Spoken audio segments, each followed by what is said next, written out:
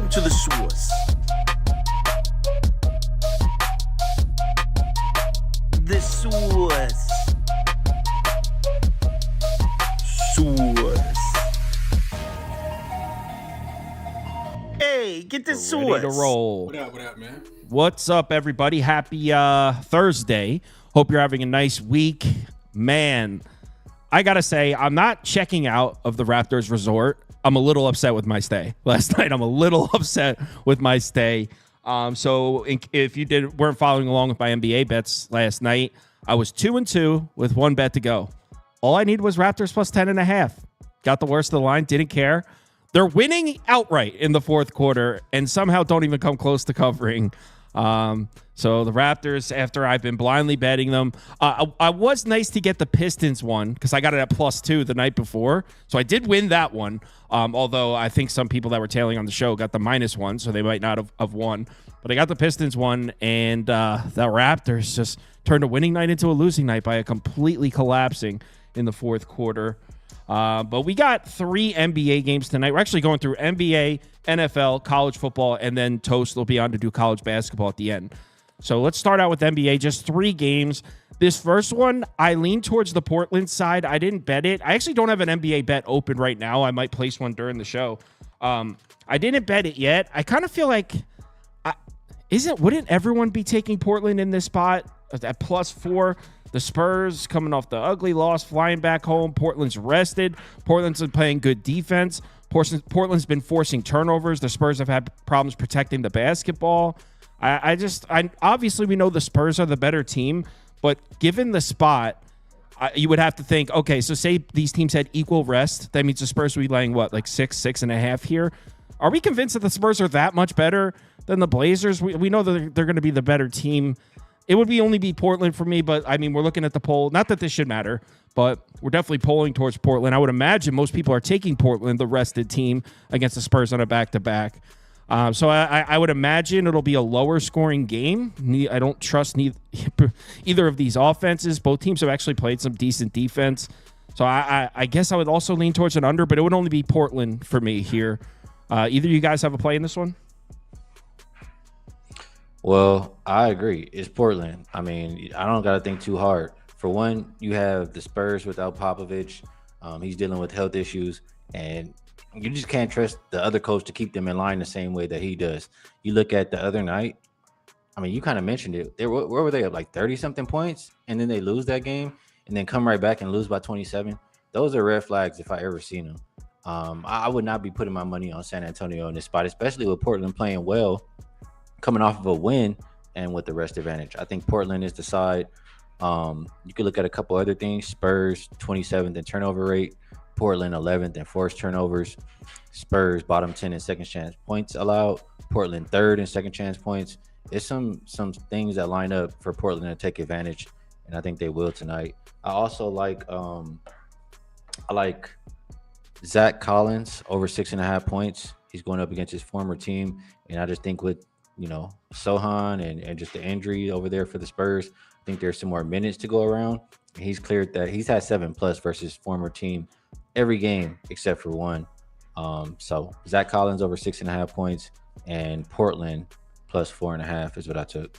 Oh shit! So you're in on this game? You bet both of those? Yep. All right, screw it. I'm in. I'm jumping in with you, Skee. I'll do it. I'll bet Portland right after. I'm writing it down. Kyle, you're not going to hear my case for San Antonio first? Not interested. I'm just kidding. Go ahead. Wait, are you really on the Spurs? Absolutely not. No, I bet it last night. I took the +5, so I'm right there with Skee. And I mean, both of y'all laid it out perfectly. Not only second leg of back-to-back, I think the thing that Skee didn't mention that I guess I'll mention is the injury to Jeremy Sohan. Like Sohan not being there, I think Pop, get well, Pop, man. Pop's my favorite coach ever. I absolutely love Coach Popovich. I hope he's progressing and hopefully out there soon again. But without Sohan on the floor, minus 2.4 in net rating. With Sohan off the floor, minus 10. So like, not only does it impact their defense because we know he's a defensive player, but their offense also just been struggling to score. Houston absolutely jumped on them. I felt like an idiot for not having Houston at the end of the first half when they were up with 63-36 last night. And then I looked at Portland last season when they were getting a small number on the road. Typically, they were getting double digits. But if Portland was getting 6 points or less as a dog last season, they were 6-2 straight up and against the spread. So I think it's a winnable game for them. San Antonio in the half court, 22nd in offense in points scored per 100 possessions in the half court. And of course, that's not good. But you look at this Portland defense, they're giving up the 6th fewest defensively in the half court. San Antonio doesn't get out and run. And Skee already mentioned the turnover battle as well. So I do think San Antonio turns the ball over. They just don't have enough offense, in my opinion. So I think Portland keeps it within the number. I think they can win this game outright as well. I said that last night on my show. All three of us on Portland. And is that Jay Briggs in the comments saying he's on Portland too? We are the entire community. What the worst could go? What could go wrong? All of us together. Kind of like OKC last night. I'm still a little bit more on there. I'm still not speaking to Jay though, because I had the under in the Dallas game and they decided to give up 175 points to the Pacers a few nights back. What in the hell was that? Play average defense and I cash. Unreal. Anyway, let's move on to the next one. Minnesota, Chicago. I was just talking to Skee before we went live. It sounds like he took the other side last night early. Is that what you were saying, Skee? Minnesota? No. Oh, okay. I was no. Okay, so I think now that we're at 9.5, I didn't bet this, but I think we might be in territory to start looking at the Chicago side. Originally last night when I was looking at this, I was like, we got to take Minnesota. I believe it was 6.5 at the time. I didn't bet it. Woke up, it was 8.5, 9. Now I'm seeing 9.5. And when you take a look at it, Minnesota's still not playing their best basketball. They're not rebounding well. What's been working for them is they've actually been shooting the outside shot pretty well. In 5 of their last 6 games, they've had a favorable 3-point shooting percentage. Chicago's actually defended the perimeter well. They're going to pick up the pace. Now that it's at 9.5, Chicago's going to run 1,000,000 miles an hour and defend the 3-point shot well, which is the only thing Minnesota's really doing right. I don't think we can lay 9.5 here. Is Levine going to play? He sat out last night, right? Doubtful. Yeah, he's listed as doubtful. Damn it. That's probably reasonable. It just means you wake up, and when he gets ruled out, it'll move to 10.5. You get your extra point. Put up Bulls for me. But I don't know if I pull the trigger on this one. I'll go with Nikola Vucevic over 1.5 3-pointers made. I got it at plus 150. I'm not sure where it's at now, but he's going to keep Gobert out the paint. He's going to be sitting on the perimeter. Every time he's played him, or not every time, but 8 of the last 10 times he's played Gobert, he's hit the 2+ 3-pointers. He's shooting 46% from 3 so far this season. He's hit this, I believe, in 5 of his last 7 games. I like him to have 2+ at plus money. That's my bet in this game. Other than that, it's absolutely a Timberwolves spot, but it's just not a team that I can trust. Like, they got to show me first. So I'll just stick with the prop. Vooch over 1.5 threes. I don't think I've ever seen you place a 3-point made bet before. Me either. It's kind of making me want to tail it. It's happened. I don't think I've ever seen it. I'll tell you what, if this is the needle mover, I don't know what the record was last year, but I did have Popeyes today. Oh, that's right. I don't. People in the comments claim when Skee has Popeyes, he has a very favorable record. Not fact checked. Chris. Oh man, yeah, I can't look that one up on SDQL. But yeah, Skee mentioned what kept me off the game, and you did too, Kyle. Like I think I'm just not quite there. I was looking at this game last night, and I was like, I knew Chicago was on the second leg of a back-to-back. I saw them get smoked by Dallas by 20 yesterday, and I still was like, I don't know if I'm laying 6.5 with the Timberwolves tomorrow. I know they got a pretty impressive win against Charlotte, but that was Charlotte without Nick Richards. We talked about that yesterday, Kyle. And the thing that really jumped out to me that was kind of glaring was that Chicago has actually beaten the Timberwolves 3 straight times.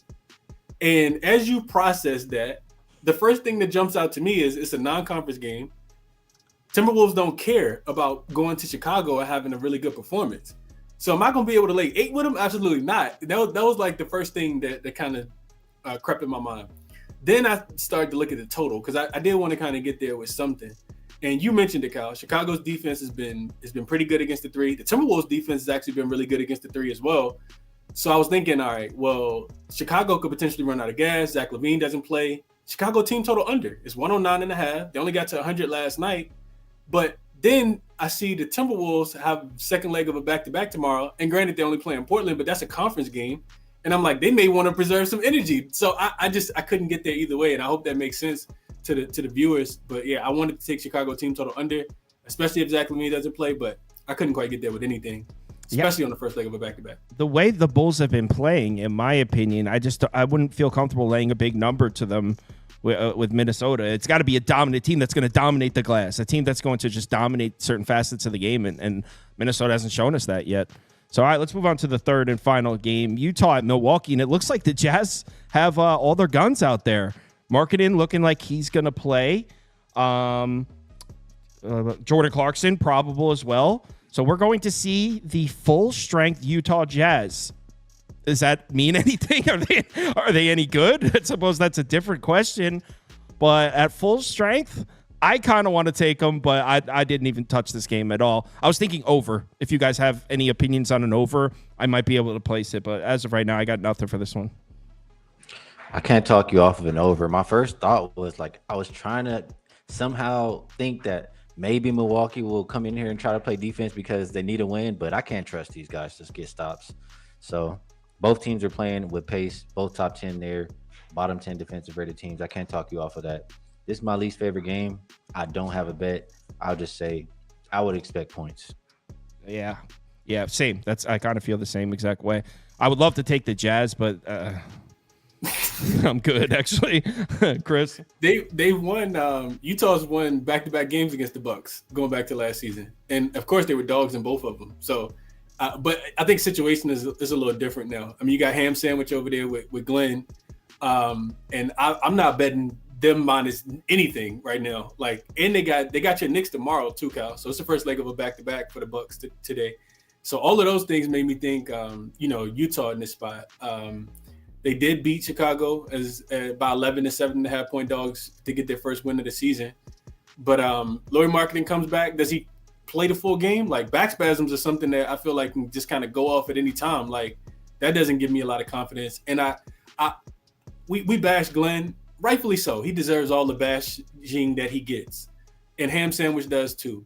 But I will say, earlier they announced that they're going to change up the rotation a little bit. Gary Trent Jr. is going to move to the bench, and they're going to start Jackson Jr.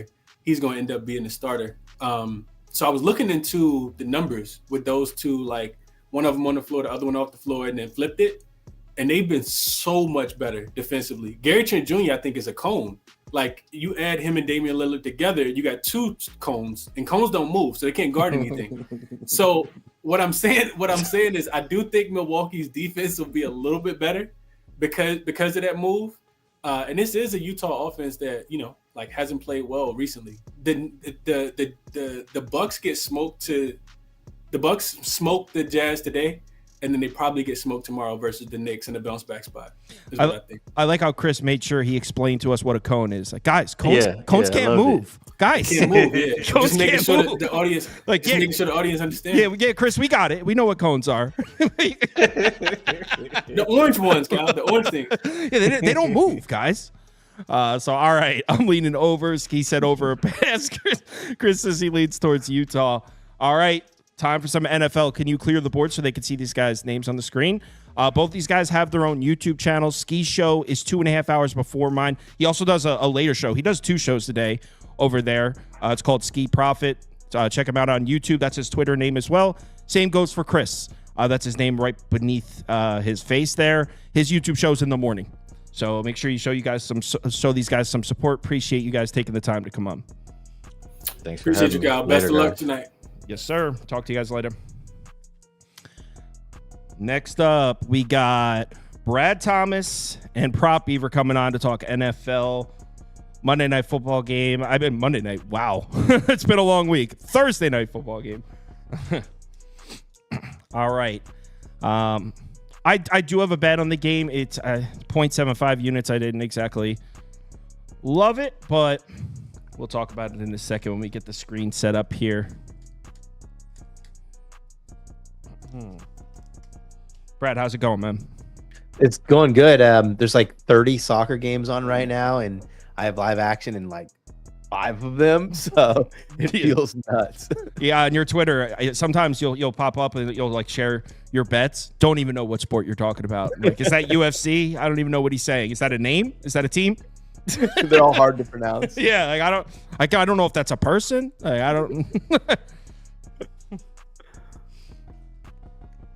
All right, Prop Beaver's coming on the screen, getting the poll up. So as I'm sure you guys know, if you watched the video I uploaded last night, I am on the under in this one, and I know based on what we saw from the first matchup from these two, that seems crazy. Honestly, based on this matchup in general, that might seem a little crazy. They've played a lot of high-scoring games, so I know that does seem a little nuts. A couple things that I just don't trust at all when it comes to the Bengals offense right now. Number one, I don't know how I feel about this Bengals pass protection right now. Yes, it looks like Orlando Brown might be back at left tackle. But Trent Brown, the other tackle's still out. He's been out since week 3. And if you take a look at the game logs, Joe Burrow, I mean, he had that stretch of 3 games where he was bad against the Giants, the Browns, and the Eagles.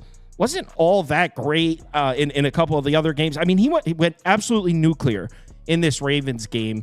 But since the Trent Brown went down at right tackle, passing attack hasn't quite been the same. And also, more importantly, maybe, no T. Higgins. And I don't think we even realized how important he was to the offense until this season either, because the splits with T. Higgins on the field and without T. Higgins are significant. So I don't know how much I trust this Bengals offense. And I know everyone looks at the Ravens defense and they're like, oh, they're terrible against the pass. And if you look at the numbers this year, they are. I mean, looking like a bottom 6, bottom 7 defense against the pass so far this season. But they did play, first of all, their secondary's been banged up a little. Marlon Humphrey was banged up. What was the other corner? Wiggins missed some time. So they've been banged up a little bit in the secondary, but also they played a lot of, Mahomes, Josh Allen, Jaden Daniels, Dak Prescott, Joe Burrow. I mean, they've played a lot of good quarterbacks. We just saw this Ravens pass defense look absolutely fine in the last game against Denver. They blanketed the Broncos. So I'm not going to sit here and say, hey, the Ravens pass defense is secretly good, but let's keep in mind that this was the best pass defense in the NFL last year. So I think handicapping them as the 27th best pass defense in the NFL might be a little bit irresponsible, especially when the secondary is completely healthy.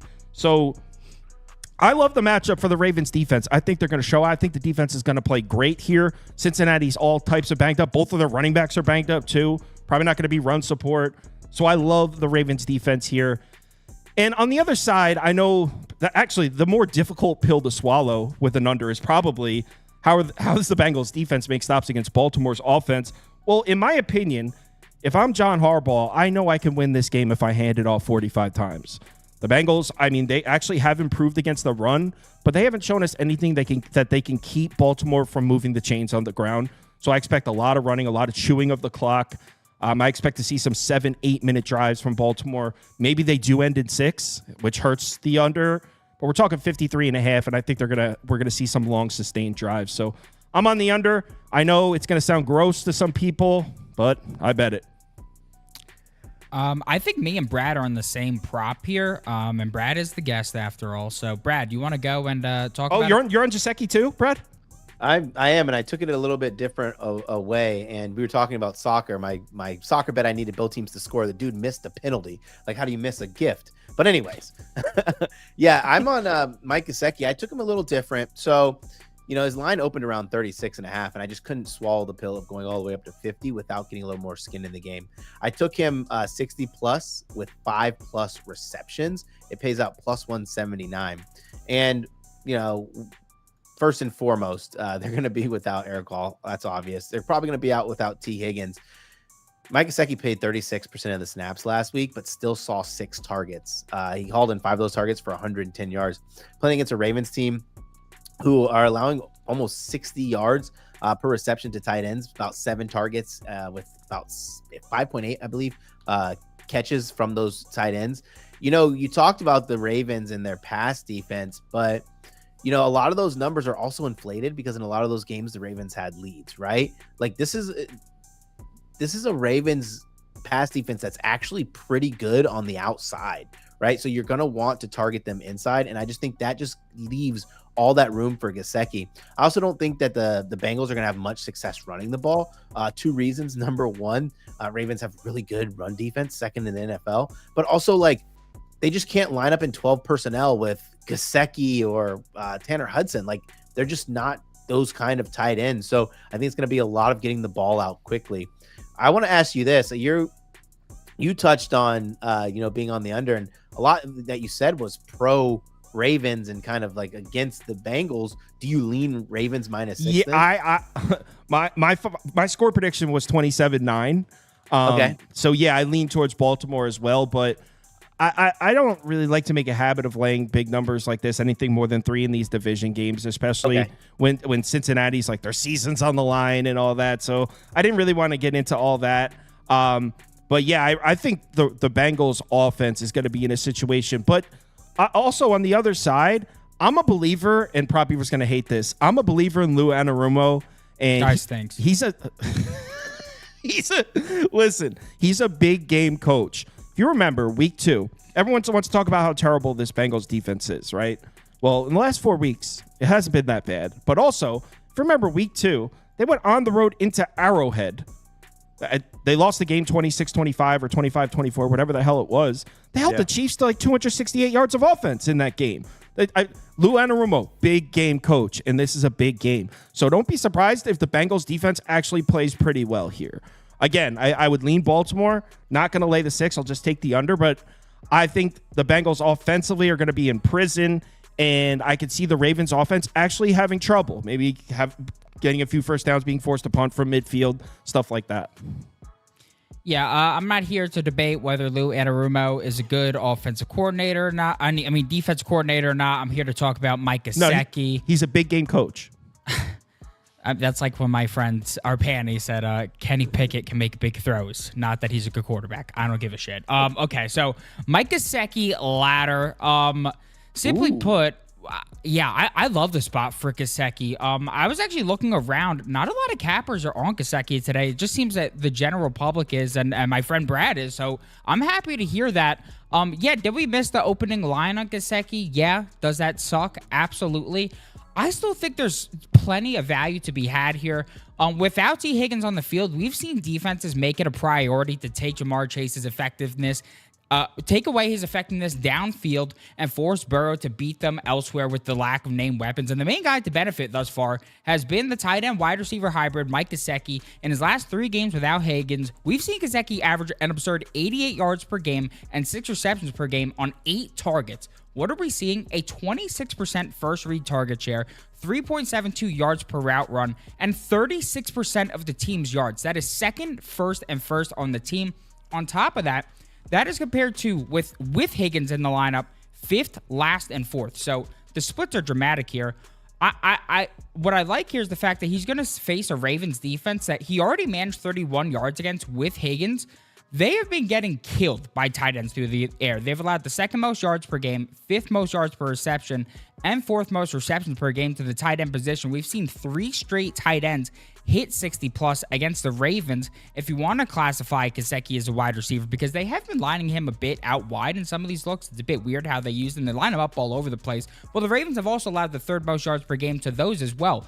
We've seen 16 wide receivers hit the 45+ yard mark. The 50+ yard mark through 9 games they play, just under 2 per week. On top of that, the Ravens have ran the coverage they've used most is cover 3. Gesicki, without Higgins on the field, has a 5.29 yards per route run against cover 3. That is just unholy. We've seen Gesicki record 5+ receptions in each of his last 3 games without Higgins. And with 5+ receptions, going back to 2021, he's 9-3 to the over, averaging 71 yards per game. That's with bad Tua at quarterback. Now we have Joe Burrow at quarterback. What I like and why I laddered it is because I still think there's value left on the bone here. He's 7-5 to over 59.5, which is priced at, I believe it was plus 150. And then 5-7 to over 74.5, which is priced at plus 350. We've seen 3 tight ends hit 90+ yards against the Ravens this year, which is priced at plus 475 on Bet365, which is why I laddered it to that amount. And then the last thing I just want to say is, I know some people are on Jamar Chase tonight. That guy had 190 yards against them when they faced off earlier this season. Now there's no T. Higgins on the field. I just cannot see a world where they don't bracket him and double him in this ball game. So just want to put that out there. Makes sense. And honestly, I could say I'm happy to see you with a ladder. For those of you that don't know the history of Prop Beaver with ladders, last NBA season, Brad, last NBA season, he came on an episode, gave out an Aaron Gordon rebound ladder, went on a rant about it. He had 1 rebound. No. We have the screenshot. It gets sent to our group chat like once a week. And he didn't do a ladder again for like 6 months. That is amazing. It was awesome. Hey, but you can't hit if you don't keep firing, right? No, I mean, this season I'm being a bit more brave. You know, I'm just gonna take my losses in stride. It's embarrassing, but you gotta be brave. He's gonna prove us right tonight. I like this ladder, man. You're being aggressive. You're coming out with confidence, firing. I love it. All right, let's move on to some college football. Brad, staying on. I just want to give out the underdog though. Quick, because I believe it makes sense to do so now. For the NFL game. Staying on. Okay, so the underdog really quick. Somebody mentioned our sweet prince Deontay Johnson. I mean, how can we talk about a Deontay Johnson game without our sweet prince? For our 2-piece, we got Mike Gesicki, of course, higher than 51.5 receiving yards. And then we're getting the ultimate discount here. Deontay Johnson, higher than 17.5 receiving yards. We got Cam Taylor-Britt, and we got Deontay Johnson on the field. You know what that means. Over. It's pretty simple. I just think that he only saw 10 to 15 snaps last week. That's why you're getting that insane discount here. Johnson could get this on 1 snap. I mean, on 1 reception. I think he gets at least 2 here. So just to get that at 17.5, I feel is a supreme discount. The promo that Underdog is giving out today is Lamar Jackson, higher than a half total yard. So if you are a new customer and would like to add a leg or replace one of those legs, you can do so. If you'd like to sign up and you are in one of those yellow states, you could do so. The promo code to sign up with us is BET, B-E-T. It's 3 letters. Hey, thanks. Next game. That was a really nice ad read. Thanks, King. All right, let's go. Let's get the college football one. Yep, we got 2 college football games today. I actually bet both too. We'll see what happens. Brad, I got smoked in college football last week. Like, really? The midweek games crushed me. Got to Saturday thinking, guys, don't worry, we're gonna get it back. Got crushed on Saturday. Last week was tough, right? Like last week, I think the worst beat I had was ETN rushing over. Dude's cruising against the Gators, then hurts his ribs, doesn't come back. Oh yeah. Oh, you had ETN's over in that game? Yeah. He needed like 20 more yards in 2.5 quarters.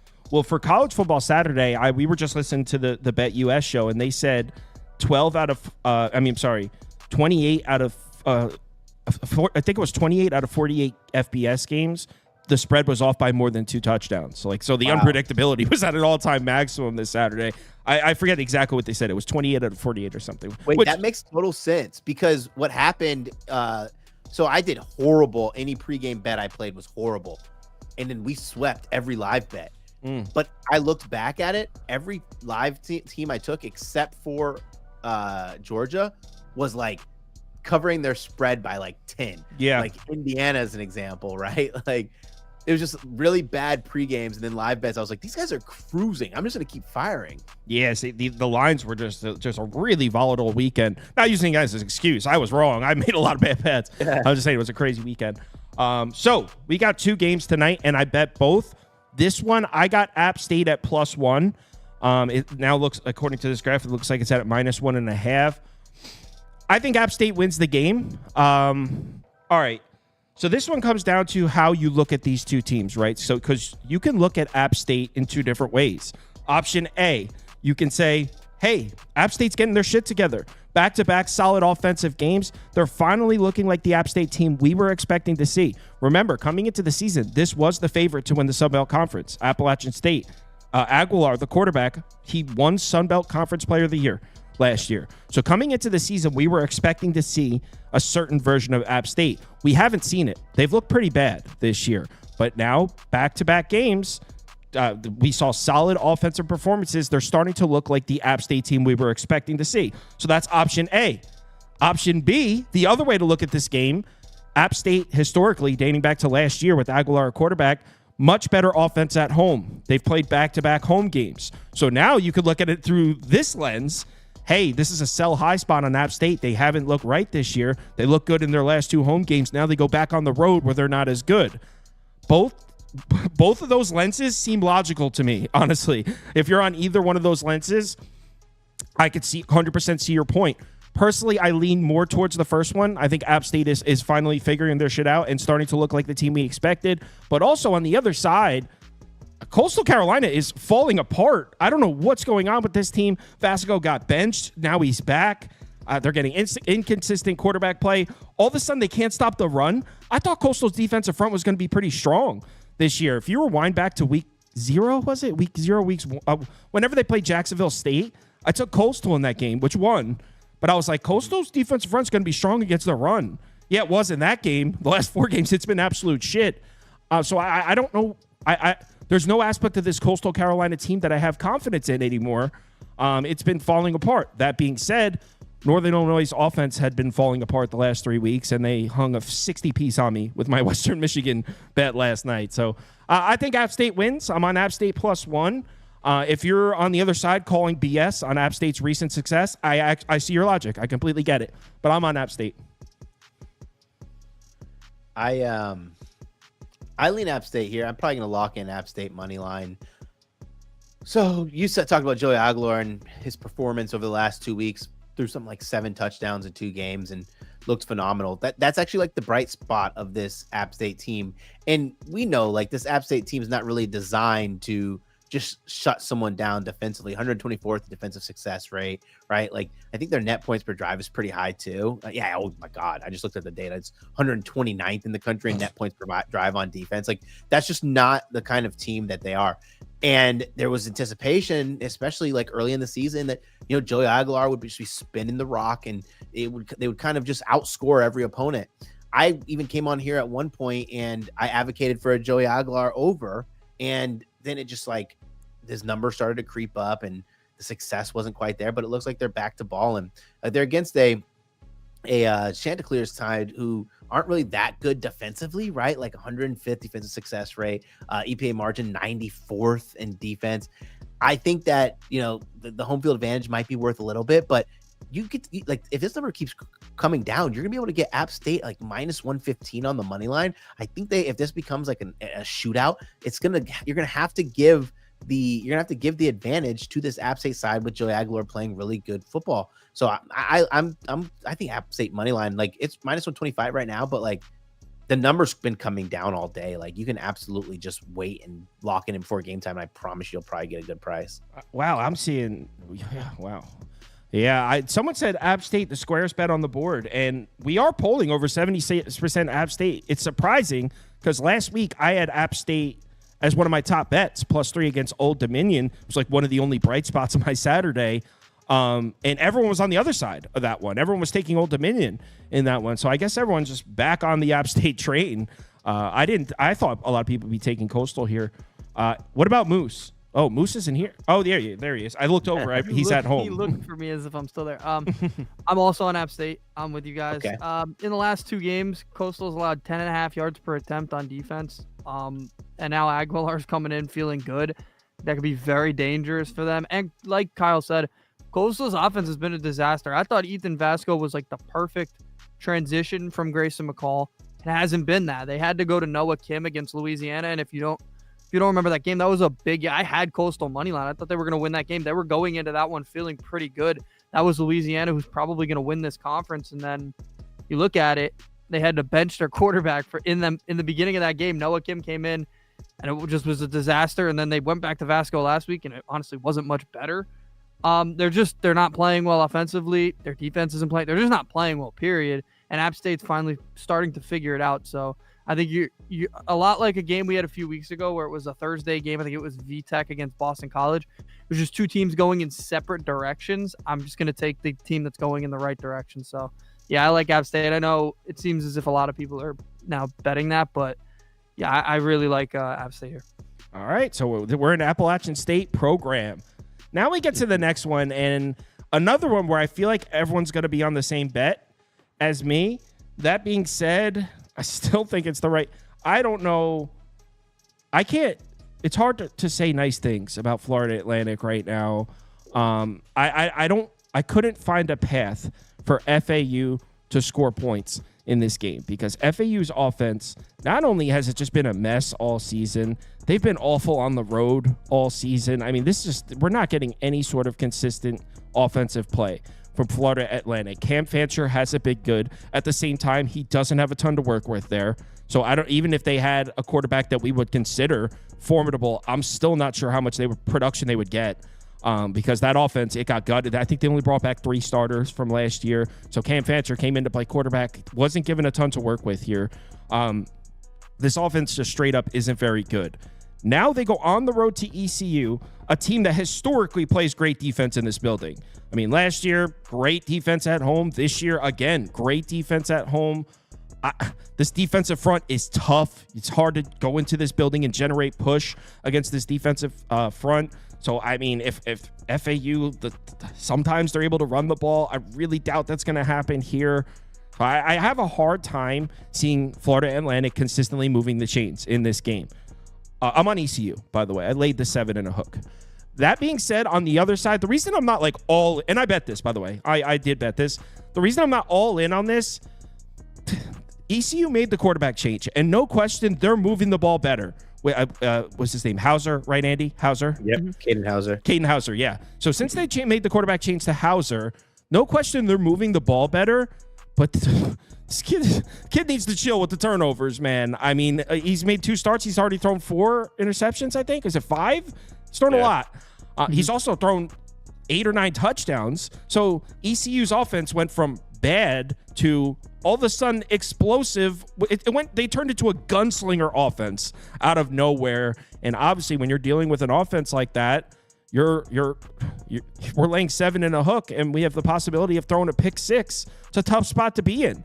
If Hauser comes out and throws a pick 6 in the first quarter, we're playing catch up in this game. So a lot of volatility with a quarterback like that. I wouldn't be surprised if ECU wins 49-0. Also, wouldn't be surprised if Hauser throws a couple of picks and this one comes down to the wire and they lose outright. I think ECU is the significantly better team, and being at home with a tough defense that always plays well at home, I think this is the side to be on, and I bet it. I lean ECU as well here. Defensively pretty solid. 26th in defensive success rate. EPA margins okay, not good enough, right? Like not good to be great, but make the changes at quarterback, make the changes of the coach, get that new boost, that new energy. If you guys remember, not too long ago, I came on the show and advocated for FAU team total wins under. They already paid out, by the way. The books paid that out. It's not a good team. And my biggest argument was Cam Fancher, not a good quarterback. 110th in the drop back. Dude, just, he's a turnover machine as well. It's just not a good team. And for that reason, I just think that ECU is just going to blow them out. This is also like ECU is the kind of football team, especially the program that, they know who they are, right? Like they're not going to be this team that's going to have the successful season. But when they are better than a team, they generally put their foot on the gas and kind of hurt them. And I think they're better than FAU, and I think they know that. I think it's going to be a big win for ECU. Hopefully you're right. Moose? So ECU, like you just said, did something that I found very interesting when they did it, when they fired Coach Houston at 3-4, which usually I thought that was pretty early. They kind of jumped the gun on that. They had just lost to Army too. Like everybody's losing to Army. And now they're 2 wins away from going to a bowl, and their next 2 games are FAU and Tulsa. So like they're probably going to be a bowl team at this point. The question is, do I think 7.5 is too much? And I don't. I actually think they can roll in this one. Not only, like, Kyle's made some great points here, and he said in the video, ECU, they're much better defensively at home. FAU can't score away from home. But also, FAU just played their biggest rival, had the game won, and then blew it, and then kind of whined about it after the game and everything. And I think that's a little bit of an emotional hangover from that game too. And now it's a weird midweek game against another rival, I guess, because they consider them a rival too. You're going on the road, tough place to play. Like everything kind of points to ECU to me. Plus they have that weird energy, like you were saying. They have that weird energy when you fire your coach. Sometimes it helps like that. And I know they gave up 34 points to Temple, but like the stats don't tell you that Temple should have scored 34 points. A lot of that is ECU just can't stop turning the ball over. At home, I think they can maybe limit that now against FAU, a team that really isn't turning people over that much. I know they did it a couple times in week 1, but pretty much since then they're not. So, I like ECU here. It's a little scary that we swept on both games, but that is just sometimes how it goes. We all 3 of us. So, wow, we swept on both college football games. All right, we're gonna move on to college basketball next. Brad, you want to tell them where they can find your stuff? It's Thursday morning is your NBC Sports podcast, right? Yep, Thursday morning, we give out all our college football plays, at least all the props that are available. You find it on Spotify, Apple, Amazon. It is Bet the Edge. Thanks for having me, guys. I appreciate it. Yeah, and that's his Twitter name. I have him tagged in my tweet. So if you follow him, you can see him tagged in there, and he tweets out. So if you're looking to listen to that Thursday morning, the NBC Sports podcast that he does for college football, it's right there on his Twitter, too. So, all right. College basketball up next. Brad, Andy, talk to you guys later. All right. Oh no, Andy's staying. I'm leaving. Yeah, well, cause I'm leaving. I gotta record. I gotta go record stuff, man. Everyone, have a good one. Good afternoon, everybody. How are you? Fantastic. I just want to say shout out to the San Diego squad last night. Just a hell of an effort in that second half. Just really something to hang your hat on. Just congratulations to Coach Lavin and all you scumbags out there in the San Diego area. Andy, how are you doing today? I'm doing great. Definitely better than you from what I'm hearing here. I mean, it was, you know what the worst part about it is that I don't feel like my handicap was wrong. Like You weren't. It was a close game. Right, obviously, and it was obviously the spread indicated that. But like I was like, man, like if Ryder would have came out that second half and continued to play well, and then blown him out by at least not blown him out by win by like 10, I would have been like, okay, yeah, I went something wrong. But you missing 2 layups in the that was just so terrible. But anyway, let's get going with this first game here. Stony Brook at home against Central Michigan. Do you have anything on this one? Yeah, I think Central Michigan can get this one pretty easily here. A team that's going to be pretty good in the MAC this year. They returned a good amount. Stony Brook, a team that really didn't return a ton. Believe they made the tournament last year, but they didn't return much of that. They brought in some transfers, but again, it's early. It's tough to really work those transfers in, especially because this is a tough team, tough place not only to go on the road, but it's a tough spot overall in your second game to be going up against a team that's pretty experienced. So yeah, I think Central Michigan should win this one pretty comfortably. Also on the total, I kind of think the over would be a good hit here, but again, it's early, so sometimes you'll see teams that are expected to shoot well. Central Michigan, a team I'd expect to shoot a lot better than they did last year. But again, it's early, so you don't necessarily know that they're going to be better shooting the ball this year.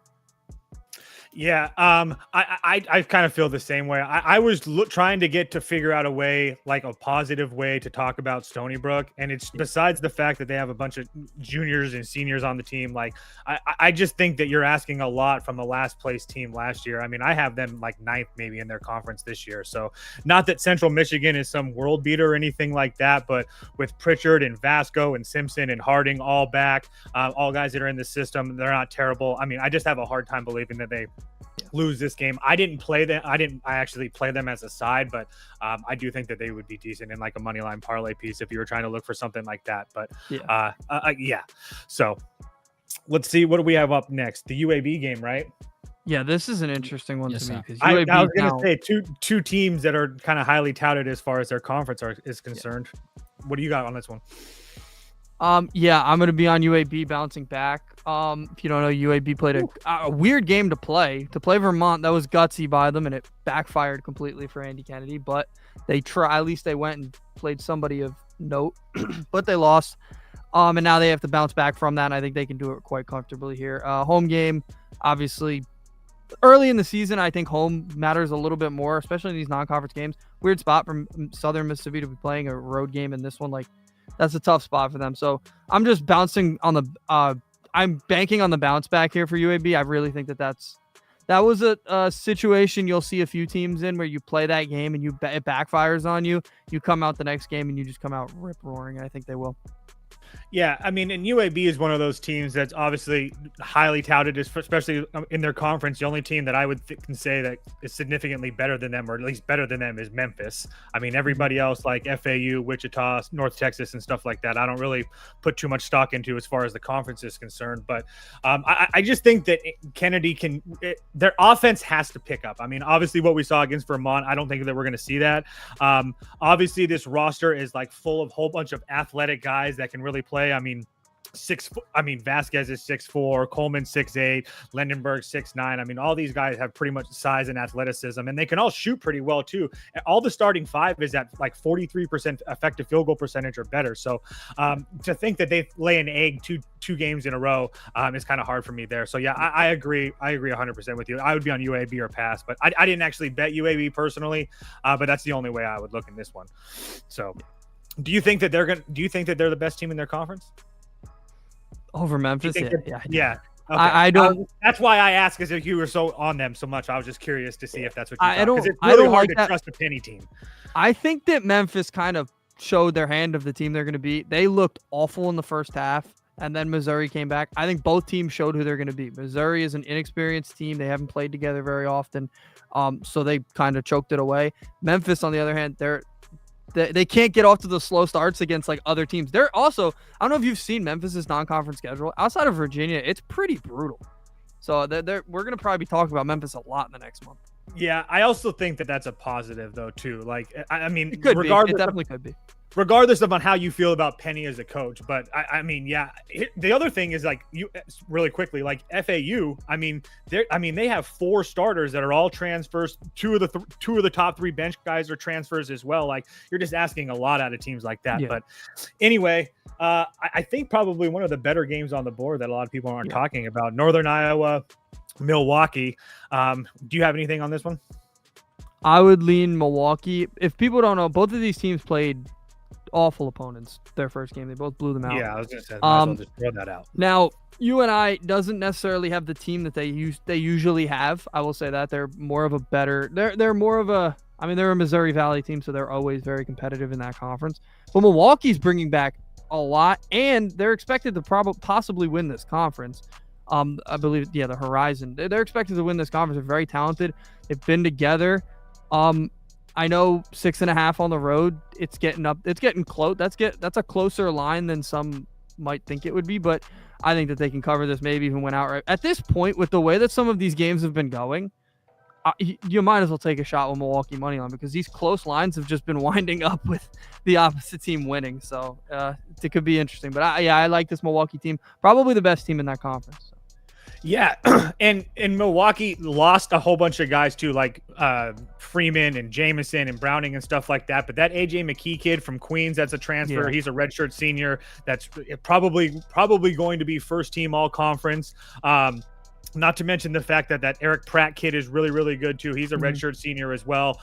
Both of these teams are going to be higher up in their conference. I have Northern Iowa 2 or 3 in their conference as well. So they have that Bond, the third kid from Virginia that came over. That's a redshirt sophomore that shoots 50% from deep. So that's going to be something to take a look at. I also know that when you have a Ben Jacobson coach team, that they're going to rebound the hell out of the ball. So I think that it's really hard at this spot. Playing a team like Milwaukee that is so good as well, it's just really hard for me to lay points. So I would lean Milwaukee as well and taking the points. But at the same time, I truly do believe that this game is an absolute coin flip. Like if either team won by 10, it really wouldn't shock me that much. I don't know how you feel about that, but it wouldn't be crazy to me. No, it wouldn't. Either team winning. I would not be shocked if Milwaukee won this game today either. Both of these teams are coming into this year assuming that they should be going dancing with the way that their team. Yeah, they should both be competing for a tournament spot. For sure. So. Next one up, interesting spot for Jacksonville State. Okay, well, go ahead. Talk about the boys from Air Force. I'm very curious to see what you think about this one, because I think that the travel spot for Jacksonville State could be pretty tricky right now. That not only the travel spot, but also Air Force just showed us their worst fastball. I know we use that phrase all the time. They played North Alabama. I watched them earlier today. North Alabama blew out at FCS. I'm still in college football mode. A Division II program. North Alabama beat Air Force 73-57. So I know what you're thinking. You're like, oh, we have to jump on Jacksonville State. Clearly, this Air Force team isn't good. I think that'd be completely off. North Alabama, I don't know how they did it. They shot 52% from 3 in that game. I don't think Jacksonville State's going to do that. That's very hard for opponents to sustain on Air Force. And overall, Air Force, not only the travel, but they only scored 57. They showed us their worst. I don't think that we're going to get that type of performance at all. And also, Jacksonville State scored 112 points on a D2 team. They think that they're coming in feeling great. They should be they should win this one easily after scoring so many points. Their opponent scored nothing. Like, they're feeling good. I think it's a different spot. I think Air Force is just going to come in, maybe not punch them in the mouth, but quickly hit some shots, defend the three better. There's no way Air Force could be the worst team defending the three this year. Not everybody's going to shoot 53% or 52% from three against them. Like, that's unsustainable. So unfortunately, they ran into a hot opponent. We've seen that with some teams lately. So a lot like Villanova last night, they ran into a hot opponent. So I don't think that that's going to be the situation here. Yeah, I agree with you. I really like Arizona in this spot. A couple things for Air Force for me. Ethan Taylor, Jeffrey Mills, that backcourt. When those guys are on the floor, Air Force can be a very, very good team. If you take a look at the on-off ratings, I mean, their net ratings is like a 99, 97th percentile for those two guys. So I also like Andy talked about, the travel spot for Jacksonville State, not to mention the fact that this is the type of game that Air Force is comfortable in. They love playing crawl, slow games. Both these teams last year, Jacksonville State 321 in KenPom, Air Force dead last in possession length. So this game's going to be an absolute crawl. I don't mind the under, but I just think that I keep on saying Arizona. I don't know why. Air Force is the much better play here, especially at home when we're getting them, like Andy said, off of a game they didn't really look well. It's really hard for me to believe that both Taylor and Mills both have another lackluster performance. Just put it that way. Yeah, 100%. So, last game on the night, a little late night West Coast action. Andy had this one on there. I know you must have a play on this one, right? Yeah, I'm gonna be betting St. Mary's for sure. I didn't know if I wanted to play that St. Mary's or Chattanooga team total under. Like, that's where I was kind of in my head was at. Yeah, and the injuries kind of make that hard. That's why I texted you. Yeah, I asked him because I know that there was two guys that didn't play their last game. I didn't know what was Champion, right? That's his name. Well, Champion hasn't played in a while, but I was going to say I didn't. Back, yeah. But the other kid's last name starts with a B. I can't say it. I don't remember it. But he is one of their better scorers, and he wasn't playing. He didn't play in their first game. Chattanooga doing a West Coast trip. I think. What is it? Something like that. Bonham or something like that? Yeah, Bonham. Yeah, okay. Chattanooga doing a West Coast trip to start the season. It usually doesn't work out for teams that do that in the past, if I'm remembering correctly. It did work out for Ryder. I will give Ryder credit. They did that for some reason. They went 1-1. But they weren't competitive in their first game. But Chattanooga, they played USC. They were 12.5-point dogs when the line opened. And my eyes, I think I texted you guys immediately. I was like, what the hell is that 12.5 for? Wound up at 15.5. They lost by 28, I believe the number was. They got crushed. USC ran them off the floor. Now I know what you're thinking. St. Mary's isn't USC. Probably not. I think USC is going to be really, really good this year. The collection of talent that they have at USC is really good, and Muss is a really good coach, especially with transfers. But St. Mary's is still St. Mary's. They're a very good team. They've all played together. They did add some things, but it's more, that their base is what they are. That's what St. Mary's. That's how they're built. Similar to Gonzaga in that way. They're built by just their program that way. They played pretty poorly the other day against Towson. I was watching the game, and I was pretty surprised they played as poorly as they did. Not saying Towson's bad. Towson's a decent team. But St. Mary's should probably crush them. They didn't. They only won by 7. Now, kind of similar to how I felt about Air Force, we saw your worst fastball. Now I expect you to play better than that, perform better than that. And I don't think that Chattanooga can really compete offensively with these teams out west. We saw it. They didn't belong on the same floor as USC, and that line was 12.5 when it opened. This one's a little bit more than that, but again, I still think it could be covered and be a 20-point win for St. Mary's. They're coming off a bad game, and I think that helps for some teams. Some teams want to be coming off great games. Some teams are happy coming off a really bad performance because they think they're going to play a lot better than that. Yeah, I would. This one, it was a coin flip for me. I know that the spot isn't really great for the mocks, but I mean, it is a short trip from where they were. My issue is I don't know how they're going to look playing, like, because from going from from where they were in California or whatever, it's like, it's a couple hour drive. The question is, after they play another physical team, how do they perform? Because UFC is big and physical. So, I mean, I expect St. Mary's and USC to be very similar. But at the same time, this St. Mary's team, I just think that, especially coming, like you talked about, coming off that. But my issue with St. Mary's, and I didn't play them, is that they have no depth. They had 3 starters that played 36 minutes in their opener. Ross played 33. It's not like I'm worried about Chattanooga, like putting St. Mary's in a whole bunch of foul trouble. But at the same time, this is a really big number. A couple things is St. Mary's in these spots. I was able to take a look. St. Mary's is 21-9 in the past 30 November games as a 10-point favorite, but they're only covering at like a 50% rate. So if I had to take a look, I would look at probably the under or Chattanooga team total under, just because I don't like the spot. But if you really wanted to play Chattanooga, I would play them in the first half, because I think you're going to get their best fastball in the first half. And I also think that they have some 3-point shooting regression or positive regression coming their way as well. But again, I do think it's a pretty tough spot for Chattanooga, who again can't even get to the rim. So if St. Mary's gets settled in their defense and they're forced to take a whole bunch of mid-range jumpers or 3 balls, it could be a very long night for Chattanooga. So I think it will be, for sure. I think St. Mary should be dominating this game. So either way. So that's the last 5. Beaver, is there anything that we're missing before we close this show out? No. So going forward, I will keep track of the winners of the polls for the community parlay. I was trying to figure out what the issue is on why I can't myself do the community parlay. It's basically because I would just be picking a random team from each game. That's why. So I just need to track the winner of the respective polls, and then I could do the community parlay myself when Kyle leaves. So going forward, we will have a community parlay. Don't worry, people, even though I don't personally enjoy it anymore. But I will do it for you all because I love you all. And that is it. Everybody stay goated.